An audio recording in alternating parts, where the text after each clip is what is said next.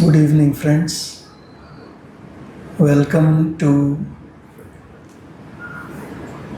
the Integral Yoga Sadhana series in English that we have every Saturday. The idea of this series of talks on Saturdays in English is twofold. One, to take up themes of integral yoga that are important and deal with them in somewhat of a introductory mode, not in an advanced mode. At the same time, each of these topics is very deep and profound, and several of these topics are relevant to seekers not only in the beginning but much more as they progress. For some of these simple introductory themes can take a lifetime of sadhana. For example, Patanjali's Yoga Sutras, Yama and Niyama, everyone knows these are the very basic steps. Yet, in Shivananda Ashram, a Swamiji who has been there for 50 years, he says a lifetime is not enough to practice Yama or Niyama. So that is the importance of these themes. If you come here for an hour and even pick up one or two thoughts about how that particular theme applies to me, it makes a big difference to each of us. And we have to revisit the same themes again and again. Today we take up the theme of Purusha and Prakriti. This is not only a theme of integral yoga, but it is a theme that is pervasive across Sanatana Dharma. It is there in Upanishads, it is there in Gita, it is there in integral yoga, it is there in Ramana Maharshi's teachings. It is there everywhere. And this 1 hour is meant to prod you in that direction that here is something important for a spiritual seeker. Can you now go and start digging and understanding it a little bit? So that is the objective with which we try to approach these introductory talks.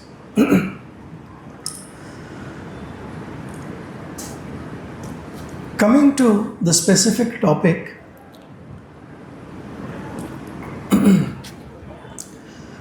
the field of philosophy and the field of spirituality kind of intertwine. And in philosophy, there are certain established paradigms over centuries. And anyone who writes a teaching and purports it to be a philosophy, he should address some of the basic themes of philosophy. For example, is there unity or multiplicity in this universe? Is this universe static or dynamic? One of the important frameworks that one has to address is how do you explain the existence of man, God and nature in an uncontradictory manner, in a non-contradictory manner. These are some of the themes that exist in philosophy.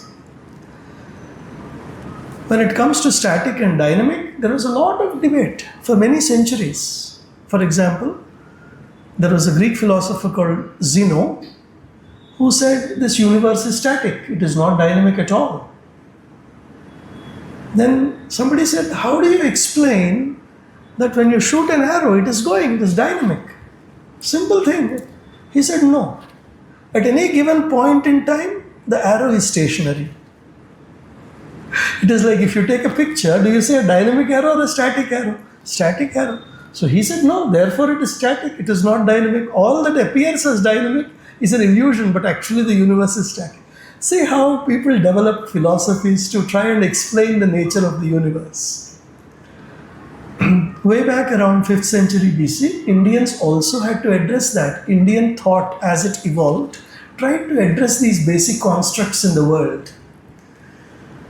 And the issue of static and dynamic, Indian Sanatana Dharma tradition resolved it in a very different way. It is not either or, it is both. So they synthesized it. They said the universe is both static and dynamic, and then they applied it to the individual. Because again, remember, you have to reconcile the individual, the nature and God. So you have to apply those principles to it. So then they said in the individual itself there is static and dynamic. And that is the beginning of the thought of Purusha and Prakriti. That is how it started. This the Sankhya philosophy, they call it, goes back to 5th century, Kapila Muni, and you can even see references to it in Bhagavad Gita. Now, what did Sankhya do? He gave it the name Purusha and Prakriti. That is how it was given, Purusha and Prakriti. Not to confuse with the masculine and feminine gender that we are currently familiar with, and surely not the wokist definitions of fluidity of gender. Let us not even go there. So, simple Purusha and Prakriti. That is how they defined it. And I'll just read some of the technical definitions and then we'll go into the explanations. Sankhyas consider the objects in the world as a series of effects that must have a cause. This is called Parinamavada. There is something that modifies itself, and the Parinama is what you see. The ultimate cause of the world, according to Sankhyas, is some unconscious principle which is uncaused, eternal, all-pervading, very fine, and always ready to produce the world of objects. This they called Prakriti. So I'm giving you the technical definition that goes back centuries as to what is Prakriti. The ultimate cause of the world, according to Sankhya's, must be some unconscious principle which is uncaused, eternal, and all-pervading. It is the first cause of all things, therefore it itself has no cause. It is like saying what was there before Big Bang in the tradition, in the scientific parlance. They said before Big Bang you cannot ask that question because the concept of before implies time, and Big Bang is the origin of time and space. So how do you explain something before Big Bang? So that is how it is kind of a deductive reasoning with which we try to approach it, and that is how they apply it here. It is the first cause of all things. Then the question is, how do you know? He says we know it by observation and inference from the observations. So there must be a root cause from which all this is unraveling. And then they kind of describe Prakriti as having 24 principles. You are familiar with many of them, it's not very confusing. For example, they say Panchabhutas, we know the 5, air, water. This is Prakriti. In the human, Jnanendriyas and Karmendriyas. Jnanendriyas are the senses with which we perceive. So that is, the Karmendriyas are the locomotion, the eating, the excretions, all of these 5. So 15 are done. Then there is Tanmatras. This is a very interesting concept that is very deep-rooted in Vedanta. All it refers to is that it says if your senses have to function, there has to be a subtle physical support to the function. If that subtle physical function is missing, your senses don't work. Simple example. A person is dead with his eyes open. Can he see? He cannot see. The eyes are functioning, the physical is working, but what is it that is missing? They say it's the tanmatra in the brain, the capacity to receive and process, that is missing. So, Panchabhutas, Karmendriyas, Jnanendriyas, Tanmatras, and then Manas, Ahankara, Mahat, and Prakriti. Broadly 24 principles. They say 24 principles in Prakriti. The other day I was reading an introductory text of Vedanta, and there was a very interesting definition of Ahankara. Because we use these terms, but it's very good to know the basic definitions. Aham Karana Ahankara. When I consider myself as the doer or as the cause, that is egoism. It's very simple definitions, but we need to know. So we think in Telugulo Ahankaramo ante enti, we normally think the projection of ego is Ahankaramo. But it is not the projection of ego, that is only the outer aspect. Even inside, the very thought that I exist or I do or I am the cause is still Ahankara. So that is to be interestingly borne in mind. Okay? So 24 plus there is the 1, Purusha. So that is the simple definition of Purusha and Prakriti. 24 plus 1. Okay? Who is Purusha? The second type of ultimate reality that Sankhyas admit is the Purusha, self. Everyone feels and asserts that he or she exists and has things that belong to him or her. The feeling of one's own existence, this is the more accurate definition. It is not only the possessions, it is the feeling of one's own existence. This is a very powerful phrase because it is self-manifest and its non-existence cannot be proved in any way. This is interesting. I exist. There is I don't remember the exact shloka. Maybe it is Nasadiya Suktam or something. It says, how do you see sunlight? How do you see at night moonlight? How do you see when the moon and sun are absent through the light of the lamp? How do you see when the lamp doesn't exist through the light of the self? What do you see there? You only know that you exist. In a dark room where there's no light, what do you see? You only see your own presence. You feel your own presence. That sense of perception of oneself is Purusha. Simple but profound. The idea is to dwell in these themes. By the way, what I'm introducing to you, each of these can be profound meditations. They can help us grow in the spiritual path. Just try this out. Sit in a dark room and experience that sense of perceiver. And that perceiver is the Purusha. That witness is the Purusha. There are many, many, many references to Purusha and Prakriti in Sri Aurobindo's Savitri. Him and her, it goes on and on and on. I'll just read a few lines. This whole wide world is only he and she. This is the knot that ties together the stars. The two who are one are the secret of all power. The two who are one are the might and right of things. His soul, silent, supports the world and her. So the Purusha and Prakriti. Now, one of the important things about the inner quest in spiritual path is we are caught in the world of senses where there is a subject-object differentiation. I see this mic. I see you. I am the perceiver, you are the perceived. I am the subject, you are the object. The thing about spiritual life when you go into the inner quest is eventually there is nothing to see, it is only the one who sees. That is the Purusha. The one who perceives, the one who exists. And these are experiential. So we have to keep dropping this idea of the third party. There is no second, there is no third, it's only the first. In that context, Purusha and Prakriti are not two objects for you to know. Try and catch this. Purusha and Prakriti is your consciousness itself in different voices. There is no Purusha out there or in here that you are trying to figure out. You are being the Purusha some of the time during the day right now. And you are being the Prakriti in most of the day right now.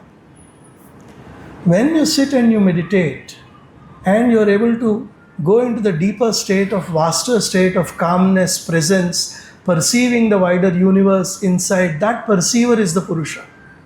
When you're driving in traffic and getting agitated and, screaming, that is the Prakriti.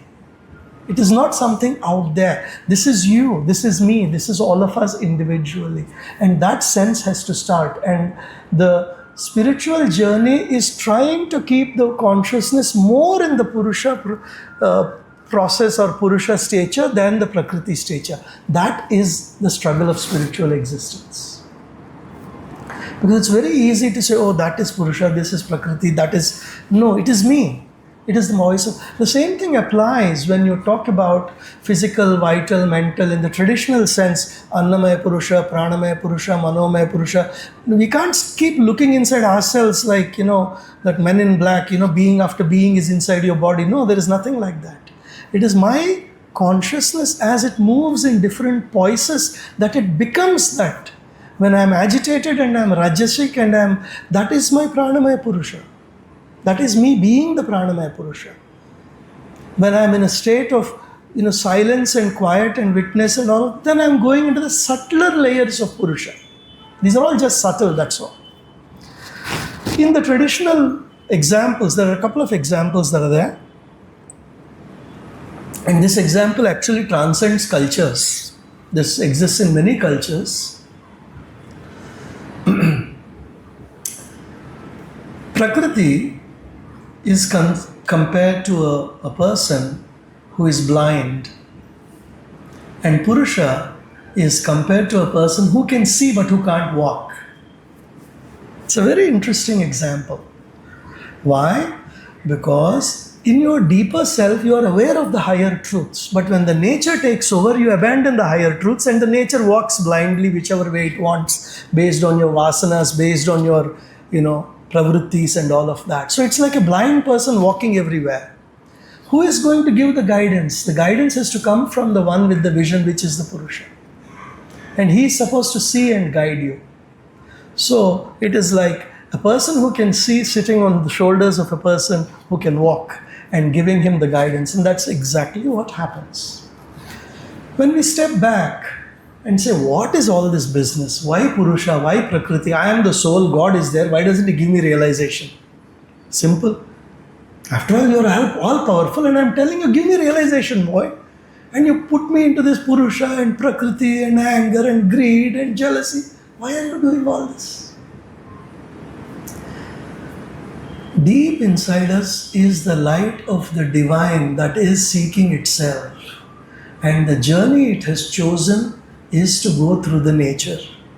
And God, once He frames the rules, He doesn't violate the rules.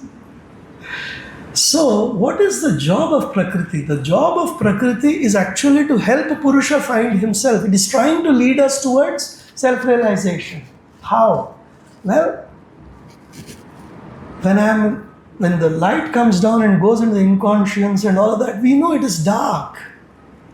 It is not. We are not enlightened. We are trapped. Where are we trapped? We are trapped in the Prakriti. What is the job of Prakriti? To wake us up. How does it wake us up?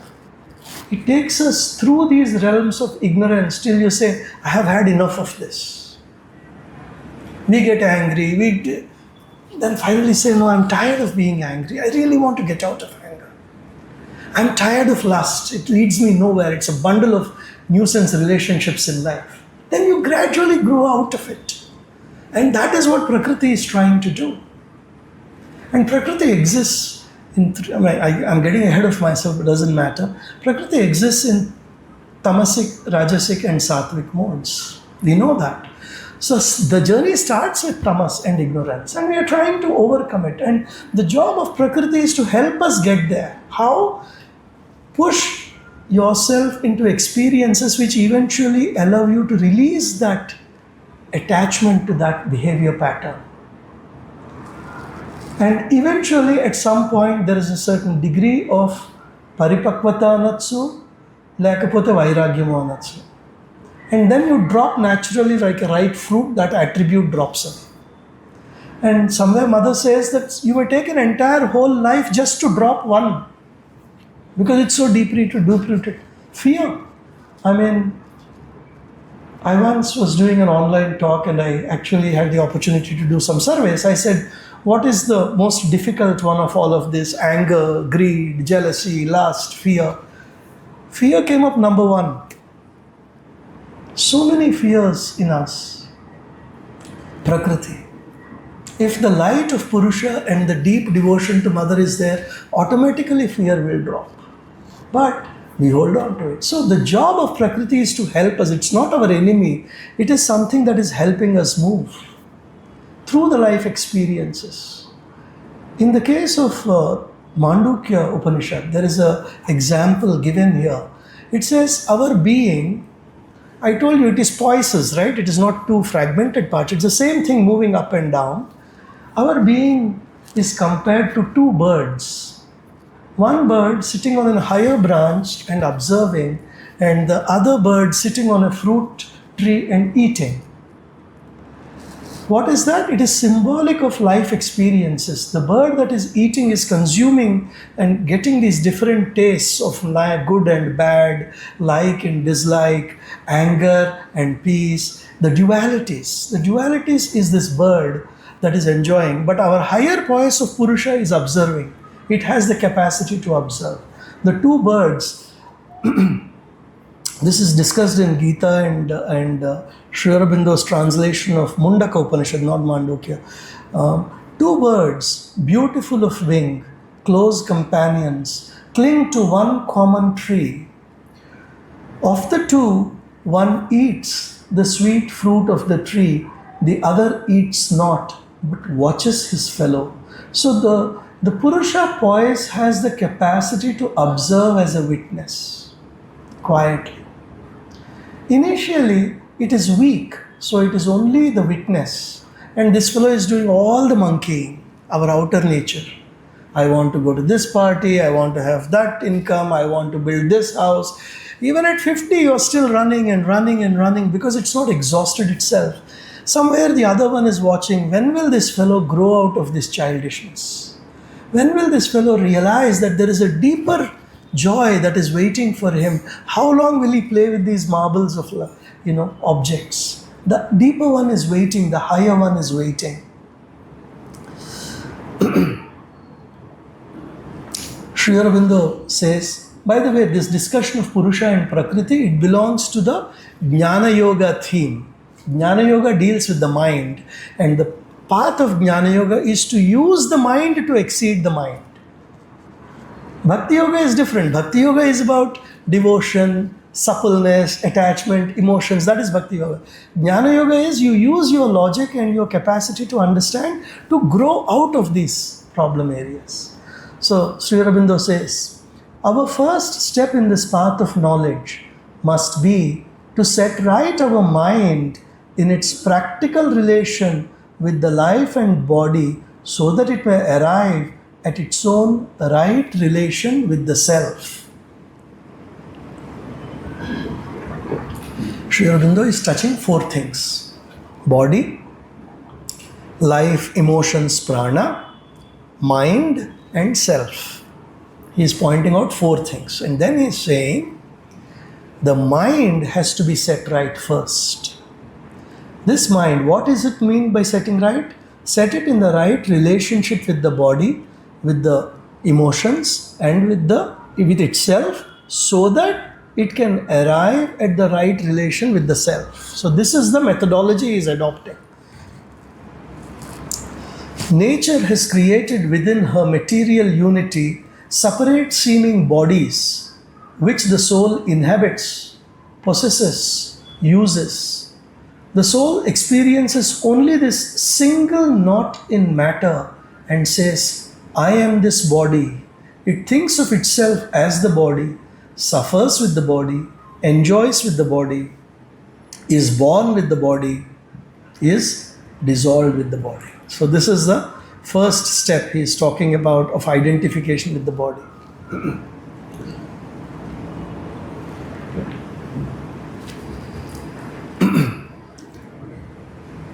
Similarly, there are other parts of the passage where he talks about association with emotions, association with mind, and he says you have to separate the two. And then he gives some descriptions, more detailed, about what is this Purusha and Prakriti. We'll try to see if we can just go through them. Purusha is an inactive, conscious existence. Inactive, conscious existence. Remember the guy who is lame with the eyesight. He knows what is going on, but he can't participate in the journey. Inactive, conscious existence. Prakriti is the active force of nature by which its motion creates and maintains, and by its sinking into rest dissolves the phenomenon of cosmos. I mean, the whole cosmos is Prakriti. Everything we see, everything we do, it's all Prakriti.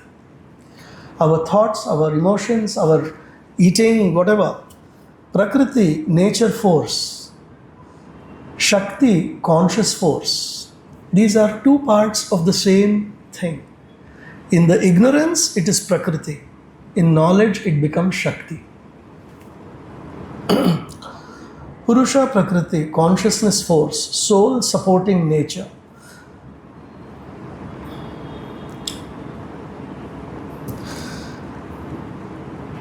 Now, in our Prakriti itself, there are parts of it that we can control, there are parts of it that are autonomous. Respiration. Can we really be conscious of it? And do we breathe consciously all through the day? In fact, there is a Greek mythology in which a man wandering in the forest falls in love with a subtle nymph, subtle being. And she wants to stay with him forever, but he rejects her. Typical man, right? You have your fun and you want to move on, kind of a thing. And he says, no, nothing doing. I can't be tied to this forest. I have to go. I have so many things to do. So she gives a very interesting curse to him. She says, you will only breathe when you're conscious of breathing. You will breathe only when you want to breathe. There is actually a medical term for it as well. If you forget to breathe, you die. That's the curse that she gave him. Now imagine his life. This is Prakriti. It is built in.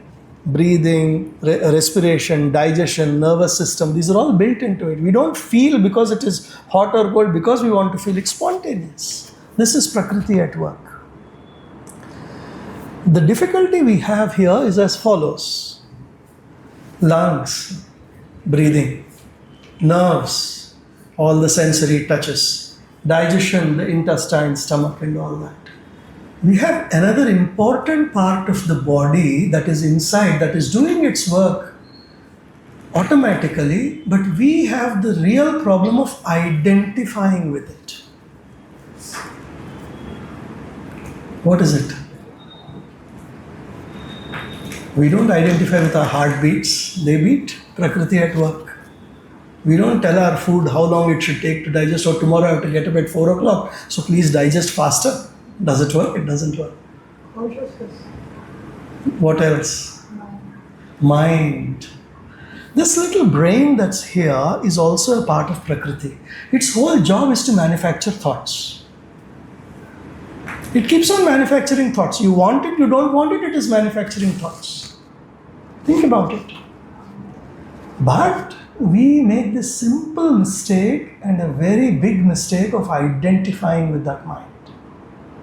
My idea, my thought, my preference, I wanted to do it this way.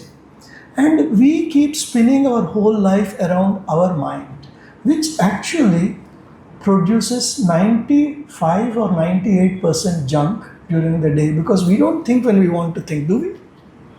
We are driving, our mind is somewhere else.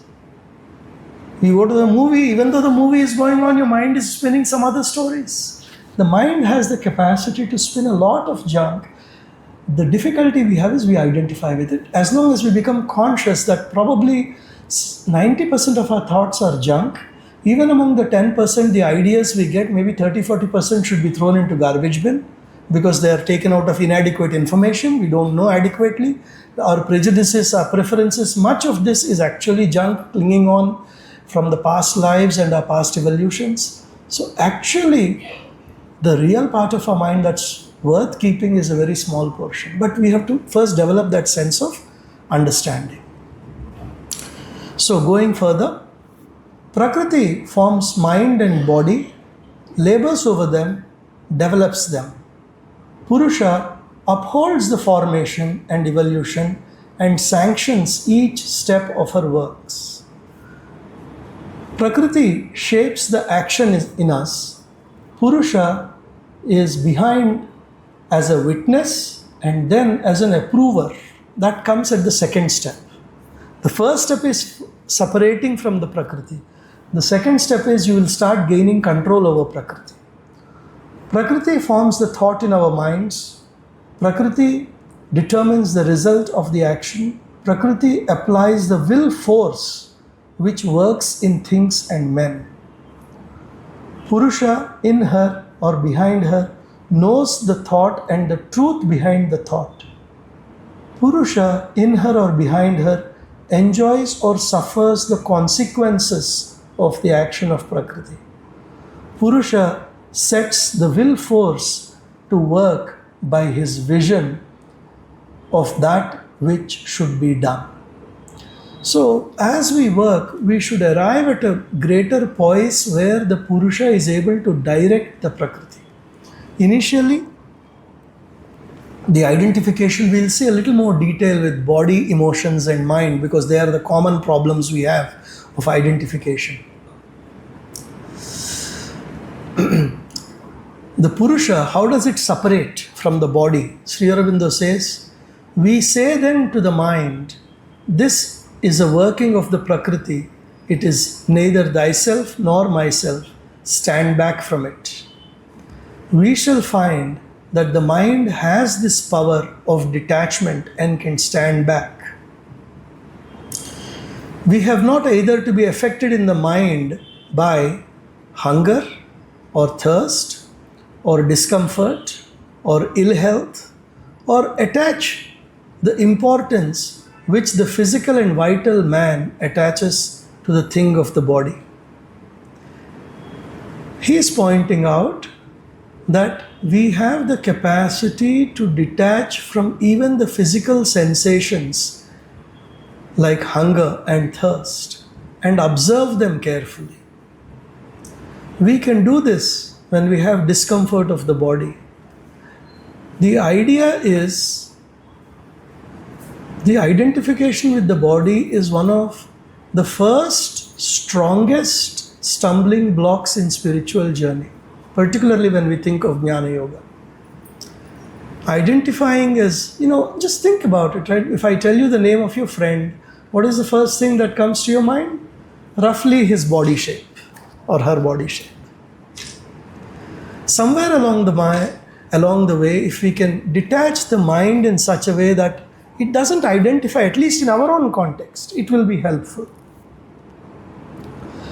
Eventually, the mind will come to know that the Purusha in the mind as the master of nature, whose sanction is necessary to carry the Prakriti's movements.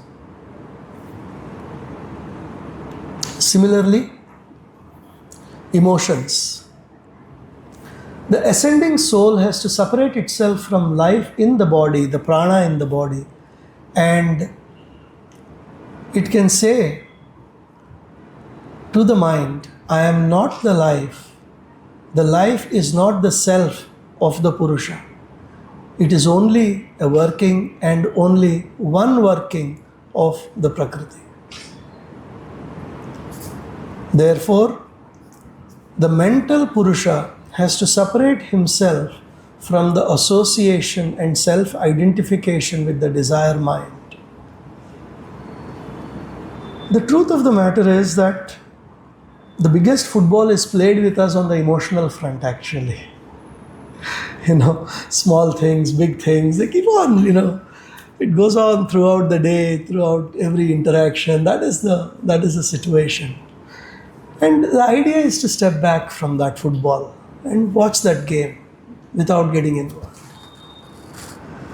I am not the thing that struggles and suffers and grieves and rejoices and loves and hates and hopes and is baffled and is angry and cheerful and depressed. All these are merely workings and habits of the Prakriti. It is very important, particularly for those who are less than 30 here, 30, 35. First, understand the possibility, because that gives you a very, very important perspective. You will stop justifying it. I got angry because. No, stop at I got angry, forget the because. This part is me, and this is not helping me. This is not spiritual life. Stop at that. Don't go into the rest of the argument. Why it happened, how it happened, that's okay. I shouted because. No, you shouted. What comes out is what is within. As long as that break happens and we stop justifying it, the rest of the solutions will come by the divine grace. Mother and Sri Aurobindo will guide you. The justification and identification have to stop. That's the first step at the younger age.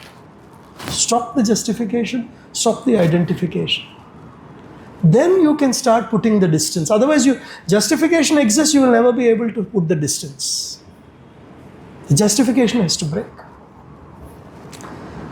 The mind then withdraws from the emotions and becomes the observer or the witness. There is an inner cleaving or separation. Cleaving means when something is holding on tight, you pull it out. That inner cleaving is something.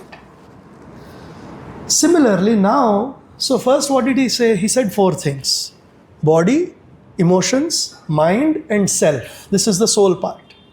What did he say? Use the mind to separate from the body and emotions. Right? Now he is coming to the part of using the mind to separate from the mind. The Purusha, having used the thought mind for release from identification with emotions and body, will turn around upon the thought mind itself and will say, this thought mind too, I am not. I am not the thinker. All these ideas, opinions, speculations, strivings of the intellect, its predilections, preferences, dogmas, doubts, self-corrections, these are not me. These are not myself. All this is only a working of the Prakriti which takes place in the thought mind. So now you go back one more step.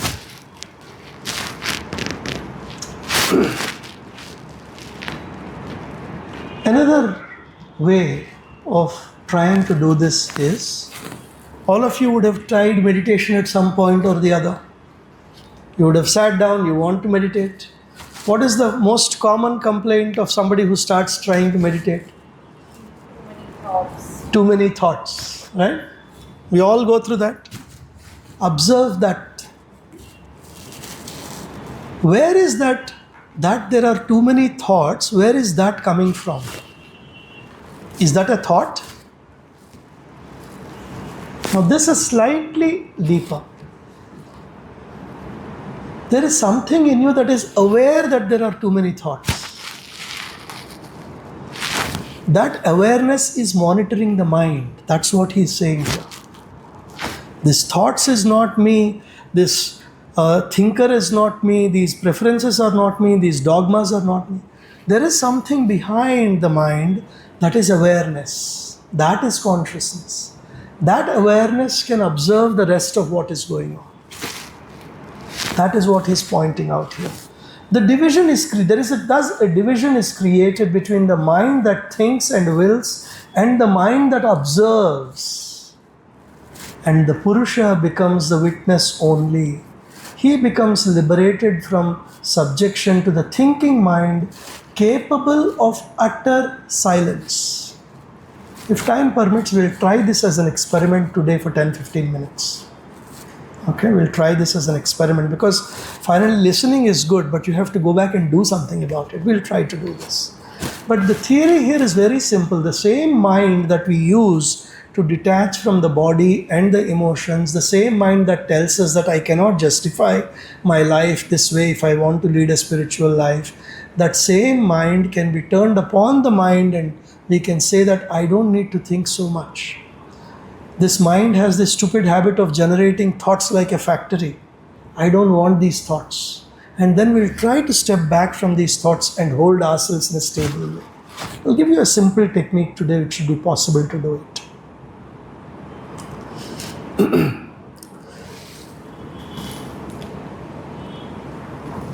This journey, Sri Aurobindo describes in a few steps.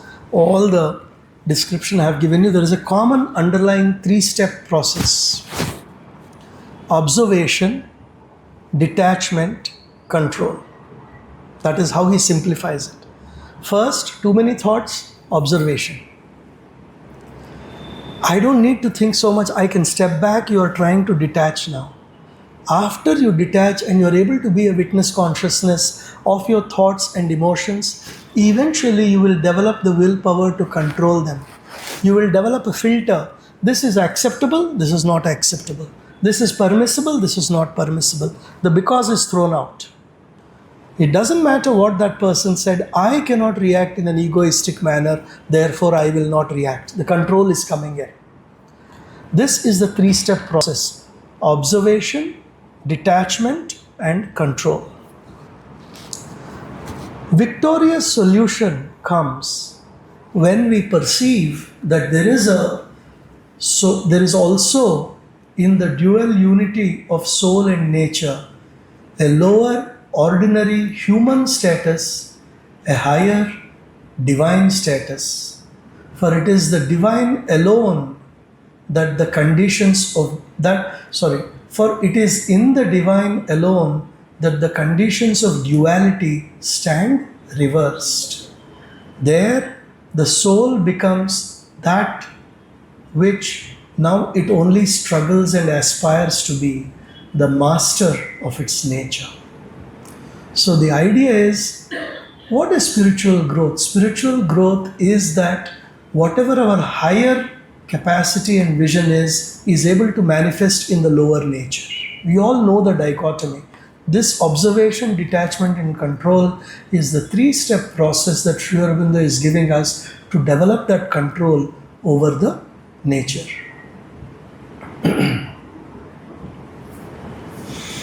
There are a couple of things I'll just read and then we will go into a meditation. Just this part I'm giving you as themes that you can work upon later for practice, and then we will do a meditation which is different.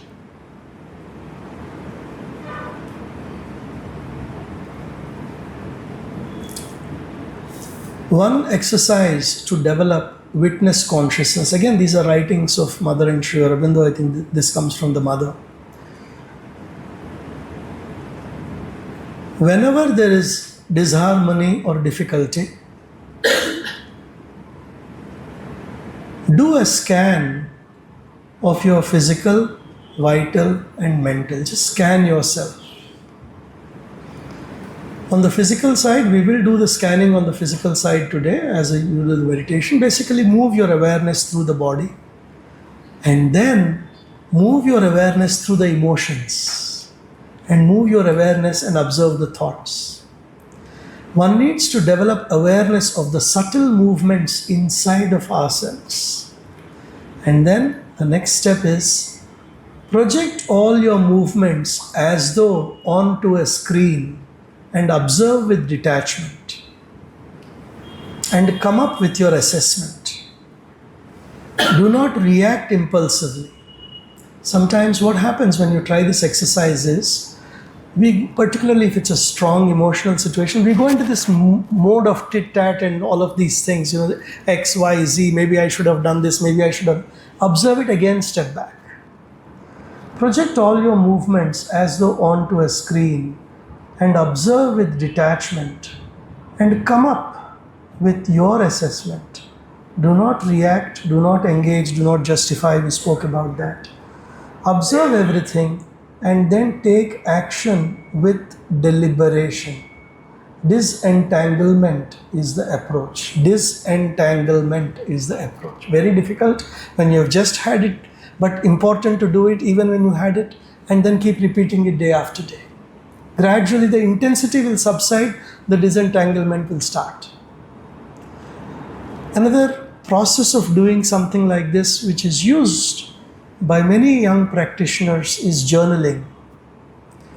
Irrespective of whether you had a good day or a bad day, have a journal, jot down the important points spiritually to note, observe your behavior, write down what happened. It helps as a reflection, no justification, bland. That will give us a little distance from the situation. If you are inclined, after the journaling is done, invoke the light of Mother and Sri Aurobindo on the situations that are difficult or that are joyful, whatever, and that allows the spiritual element to come. This is something I remind myself and all of us as we go through life. Many forces are acting upon us, and there are many forces that are inside of us also. In the absence of consciously invoking the divine light, we are engaging with the situation. And our consciousness and their consciousness are intermingling. There are karmic elements that are intermingling. There are weaknesses and strength that are intermingling. When we open to the divine light, what happens is, it is like putting in a nuclear force onto a small element. The divine will dissolve a lot of these elements. We don't have to fight with our strength. The divine strength will elevate the entire situation for both the people. After all, it is the divine. Everyone is a child of the divine. Here it is an ego entanglement. There it is a divine that is dissolving. So in every aspect it is important to remember that in all our practices, in our engagements, in our journaling, all of that, bringing in the divine can help.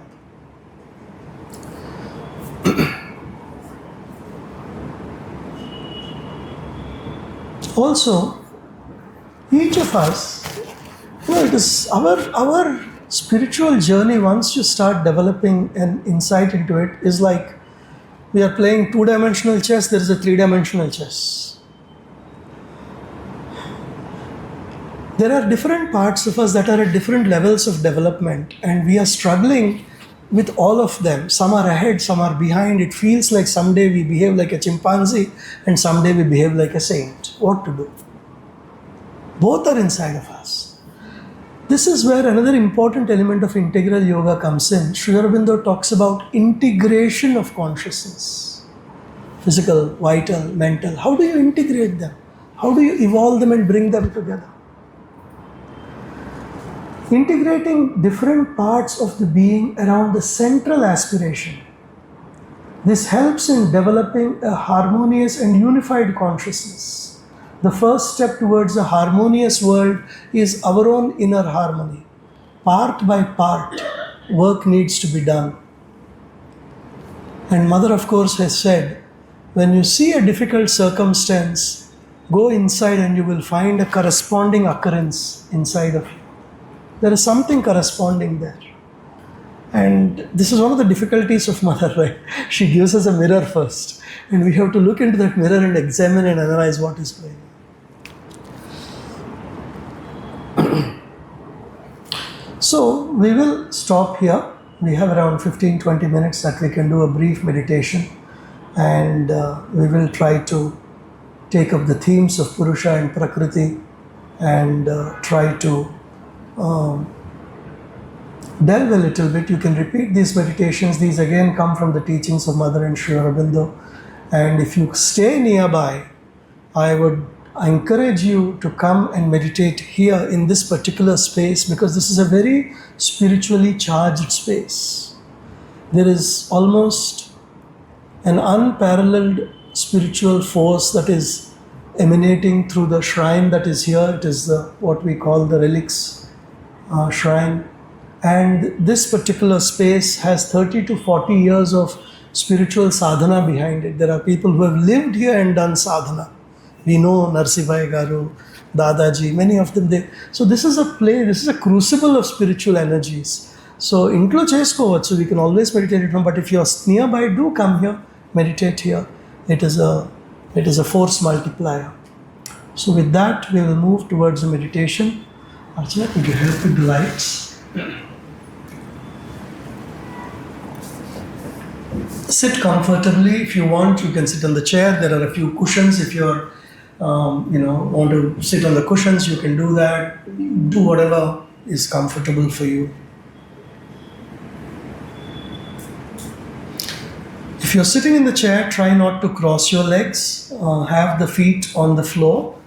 And if you're doing it at home, please have a mat or a cushion or something that does not put your feet directly in touch with the floor. If If you can sit for 15 minutes without reclining your back or touching the back, you can do that. If you want to, you can do that also. Just if you can be comfortably erect, try to be so. If you're not, then just recline, it's no big deal. Keep your palms open to the sky, facing the sky. If you're wearing glasses, it is preferable that you remove them. If you have your phone in your hand, keep it away. Just try to just free yourself from any external objects that are touching you. You can close your eyes if you haven't done so already.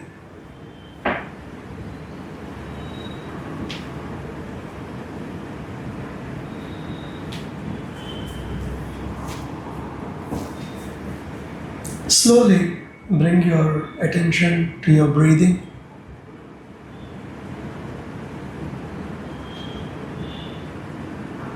Just observe the breathing. This is a part of observation of the body and the processes associated with the body.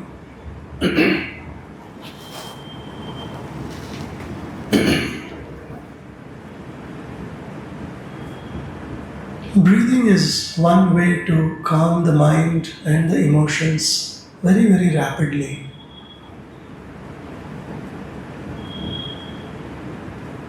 You can slowly observe your breath. See to what extent you can feel it. Can you feel it at the tip of the nose? Can you feel it inside the nostrils? Can you feel it at the beginning of the nose? Just observe.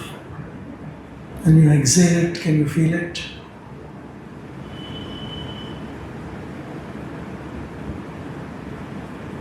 Slowly, let us deepen the breath. There are three regions in the being that one can fill with the breath. One, the stomach region. Second, the lungs region. And then half the neck, maybe up to the Adam's apple or something. In that region, these are the three regions. Slowly now, deepen the breath so that you can feel it at your navel level.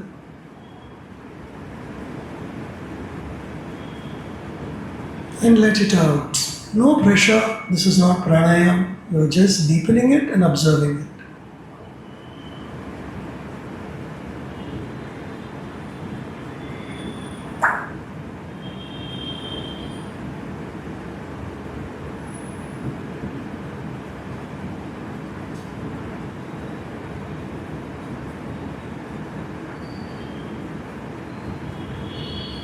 Now, slightly deepen it further where when you take it up to your navel, try to fill that entire region of the stomach. If you've eaten something in the last half an hour, then skip this step. If you haven't, proceed. Fill the entire stomach. It's as if the stomach should feel like a pot. Full pot, ghata. And after the stomach is full, observe that there is normally more space available in the in the lungs. You can fill your lungs also.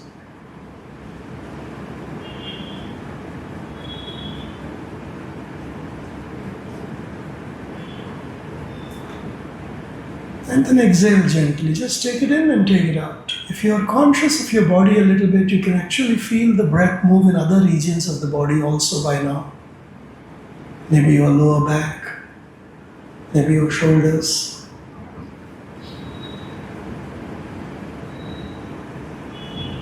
While you're doing this, keep your attention at your third eye location so that your mind doesn't wander. Take a full, deep breath, filling your stomach, filling your lungs, up to your throat. And when you exhale also now, let us do it consciously, where you crumple your lungs almost, and similarly your stomach goes inside. Don't thrust it like a but just gentle pushing and nudging the breath out of our body till it's empty. You can probably even pull when you do this properly, you can probably feel a sense of pull in your inner thighs or something like that. Don't force it, it just happens naturally. That is the nature of our being. So, a deep, full breath inside and simple, gentle exhalation to the exhaustion completely. Now I'll remain silent. Keep your attention on your eyebrows and just do this so that you learn how to do this at home yourselves.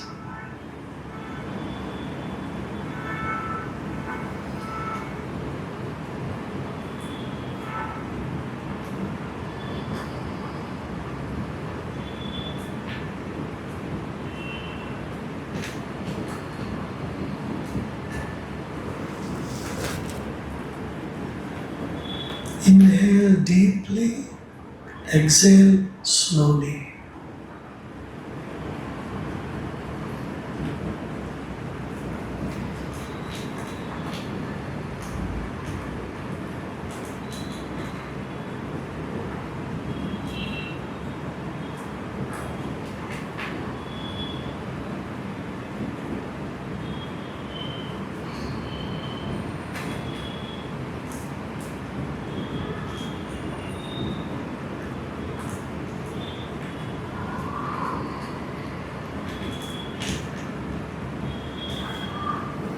Keep your attention at the third eye, don't let your mind wander.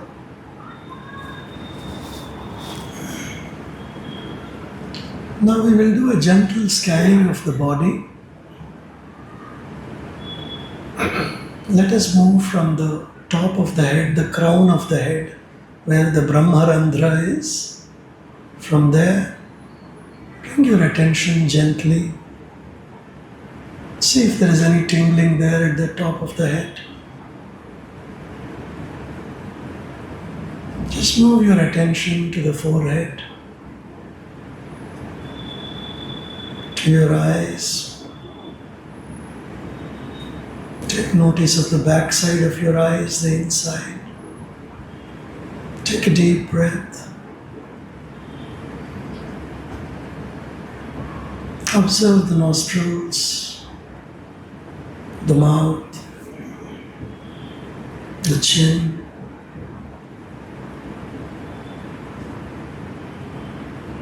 Move your attention to the neck.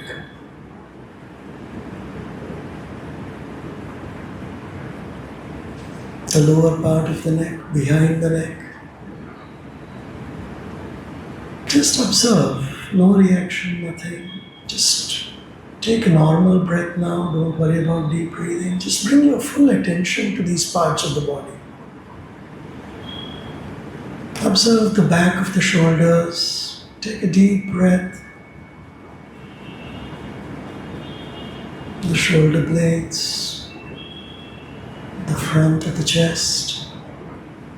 See if there is a tightness at the shoulders or shoulder blades. See if there is any difficulty. Observe if there is any pain. Take a deep breath now and be conscious of your lungs filling up, of your stomach filling up. And exhale gently. Observe your lungs. See how your chest region is. Is there any emotional tightness there? Is there any difficulty there? Become aware of it. Now let's move a little over to the stomach region. Again, a gentle, deep breath that fills the entire stomach where you feel like a pot.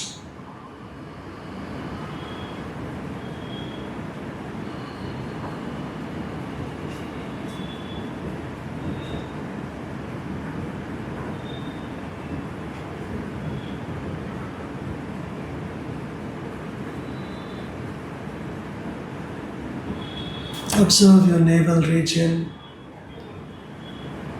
Move further down to your thighs.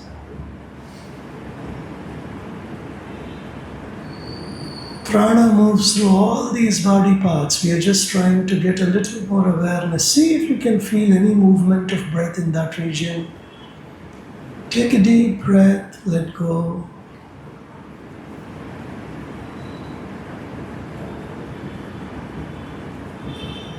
Move your attention to the knees, any knee pain, any strain, to the calves. Again, the shins, any noticeable discomfort or anything. If there is, just wait at that part, take a deep breath, become more deeply aware of that part inside. Gradually it will release, your awareness will help you release the stress. Move to your ankles, move to your feet. Feel the part of the foot where there is touching of the ground, the sensations. Move now slowly in the reverse direction, back to your knees, back to your thighs. Take a deep breath and let go. Move slowly to the lower back. Any tightness there? Take a deep breath in your stomach and lungs, but observe the lower back. See if you feel the movement of breath over there. Release any accumulated strain and stress from that region. Move gently to the upper back. Shoulder blades, neck, back of the neck, back of the head. Keep your attention at the eyebrows and just take another deep breath.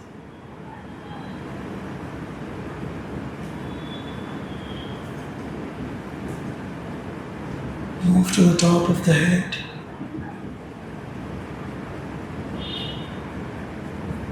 Take a deep breath and let go.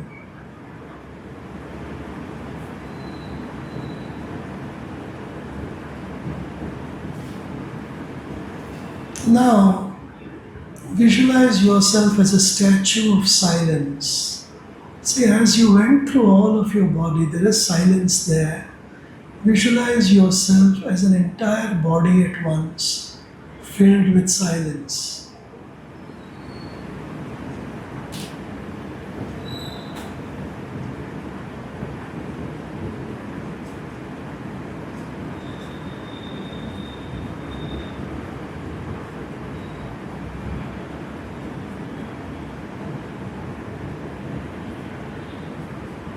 Hold that silence. It is natural to you.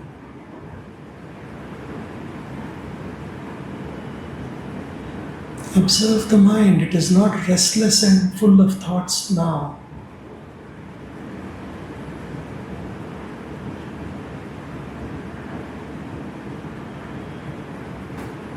This is a voice of awareness. You are aware of your body. You are aware of your emotions, you are aware of your mind, and your awareness is pointing you to a stillness that is inside of your being. Enjoy this stillness, just remain still.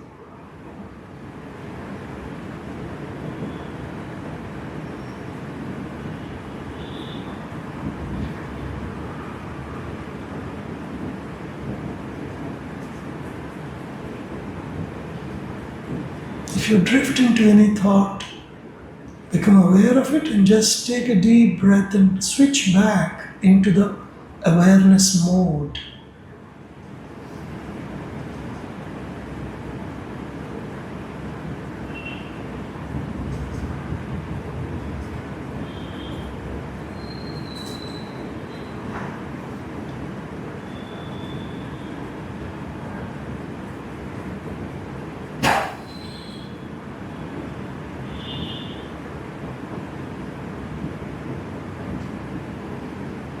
Take a deep breath and stay in that awareness of stillness and silence from head to toe at the same time.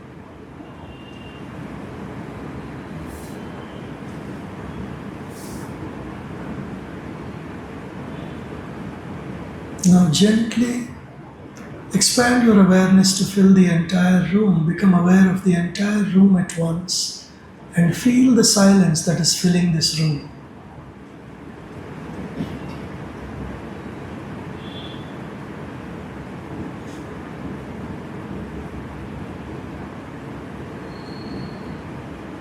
From the front to the rear, it's almost there is a cube of silence in which you're sitting.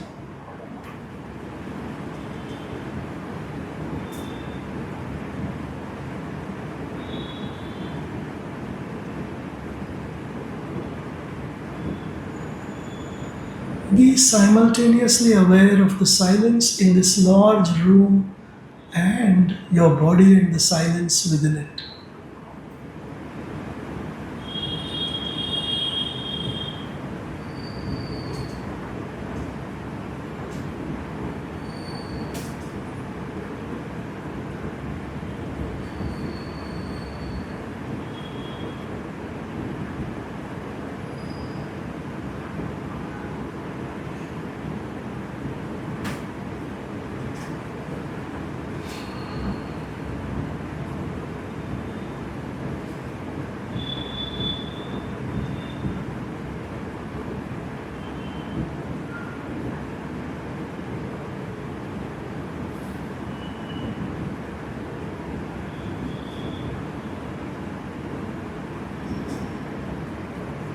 This awareness voice is the silent witness consciousness.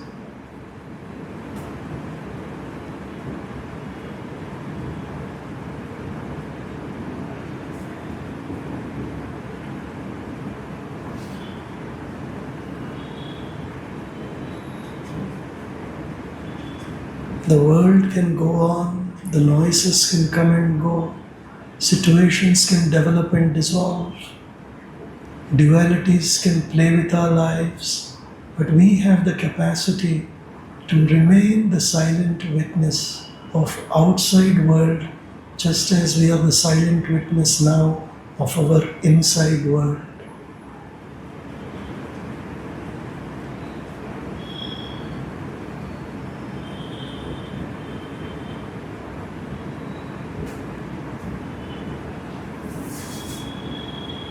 Let us invoke the blessings of Mother and Sri Aurobindo that we are able to carry this silence and we are able to come back to it whenever we need it.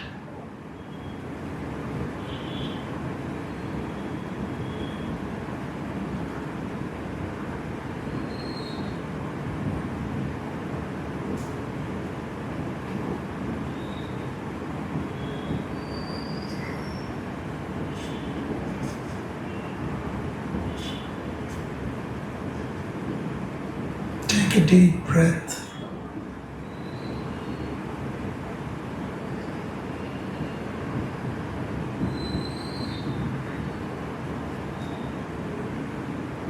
Become aware of the peripheries of your body. Observe if there is any tingling sensation at your fingertips.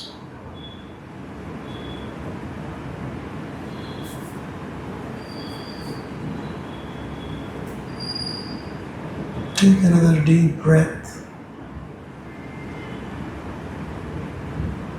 Bring your awareness to your arms and legs, to your back.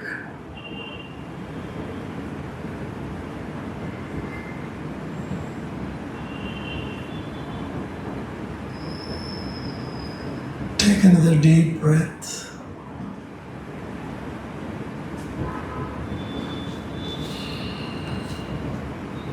Gently you can move your toes and fingers just to regain a sense of sensation.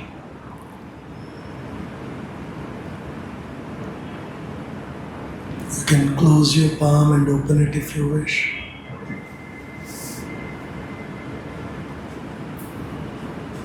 Yet retain the sense of silence as you come out. Retain that sense of inner poise as you come out.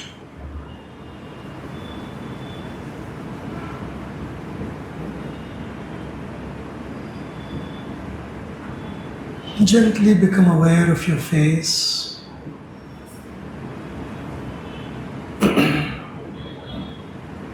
You can gently move your head side to side or front and back. Take another deep breath while still keeping one foot in the silence inside without making too much noise. If you wish, you can place your palms on your eyes and gently open your eyes if you're in the habit of doing so.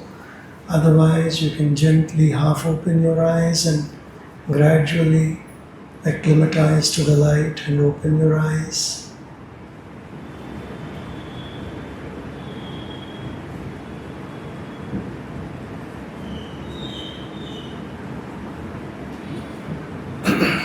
Let us gently, softly, together chant Om 3 times.